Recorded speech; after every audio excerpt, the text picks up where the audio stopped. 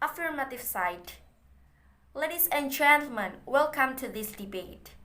Today's motion is, in underdeveloped countries, this house would allow child labor on the condition that the children were provided with education.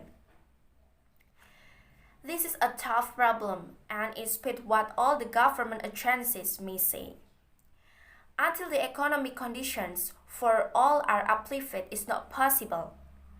The children involved in providing various services are doing so not of their own volition, but because the parents of poor households have no choice but to go out and make a living because it's a matter of survival for them.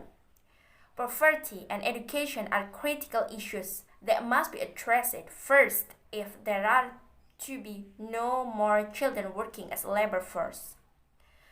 Now that the fight against poverty is a debate issue here and also at the forum, my opinion is that the application of various welfare programs should be done with full transparency and honesty, so that all who qualify should benefit.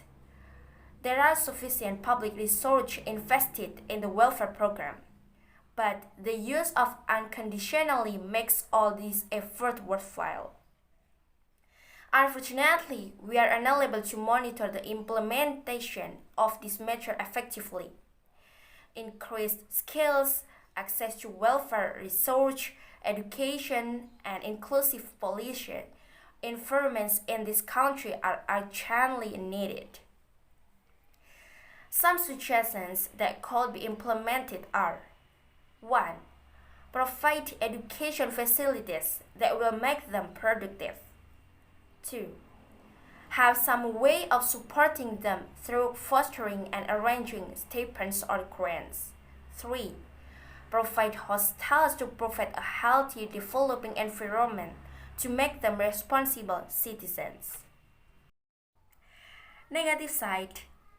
Ladies and gentlemen, welcome to this debate.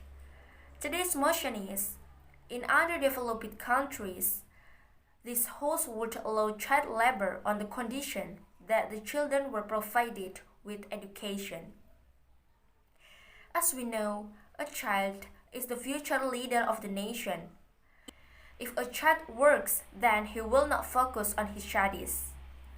Working in school certainly interferes with learning.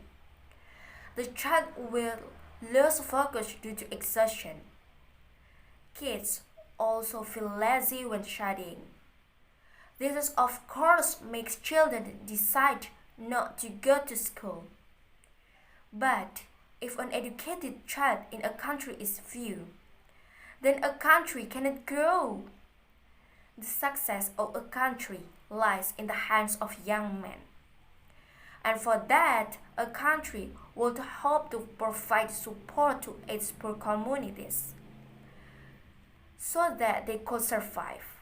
It also gives kids a decent learning facility, so that children can learn without having to think about the family economy. If a child is a smart child, of course it will benefit his country. The child will eventually be able to finance the family's economy. So, child labor should be banned whatever the reasons are.